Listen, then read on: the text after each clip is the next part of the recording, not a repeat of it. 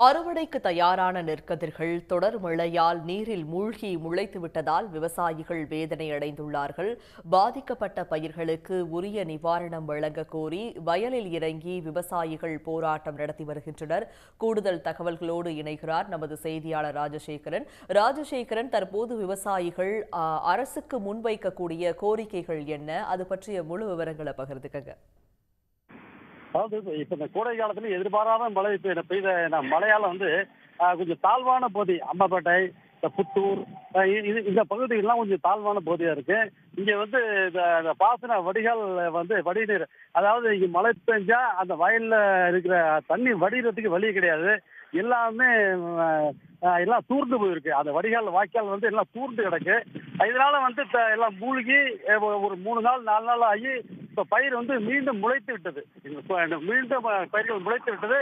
இதனால அம்மாப்பேட்டை புத்தூர் பகுதியில் விவசாயிகள் அந்த பாதிக்கப்பட்ட வயல்ல இறங்கி அதான் வேளாண் துறை விரைவாக கணக்கெடுத்து உரிய நிவாரணம் வழங்க வேண்டும்.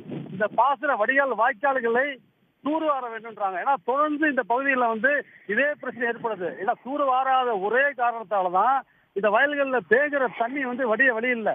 அதாவது அறுவடை செய்ய வேண்டியது நல்ல நெற்கதிர்கள் அறுவடைக்கு செய்ய வேண்டிய பயிர்கள் இது மாதிரி மூழ்கி எல்லாமே முளைத்து விட்டது. அதாவது கைக்கு எட்டது வாய்க்கு எட்டலன்றாங்க விவசாயிகள்.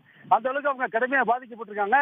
இதனால இப்ப ஆர்ப்பாட்டத்துடைய அந்த நோக்கம் கோரிக்கையை வேளாண் துறை அதிகாரிகள் விரைந்து கணக்கெடுத்து உரிய நிவாரணம் வழங்க வேண்டும். ஒரு ஏக்கருக்கு 30,000 ரூபாய்களுக்கு நாங்கள் செலவு பண்ணியிருக்கோம்.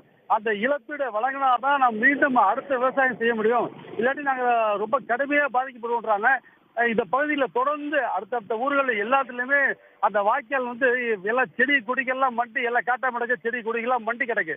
வாய்க்கால்களை தூர் வர்றதுக்கு வழியே இல்லாம இருக்கு. முழுமையா தூர்னு வரனாதான் அந்த வயல்ல தேங்கக்கூடிய மழைநீர் வடியும். இல்லாட்டி ஒவ்வொரு ஆண்டும் இதே நிலைதான் ஏற்படும். நாங்க ஒவ்வொரு வருஷமும் நாங்க பாதிக்கப்படுறோம். அதாவது அறுவடை சமயத்துல மழை பெய்யுது, அந்த மழையெல்லாம் நாங்க பாதிக்கப்படுறோம்னு அம்மாப்பேட்டை புத்தூர் விவசாயிகள் ரொம்ப வேதனை தெரிவிக்கிறாங்க.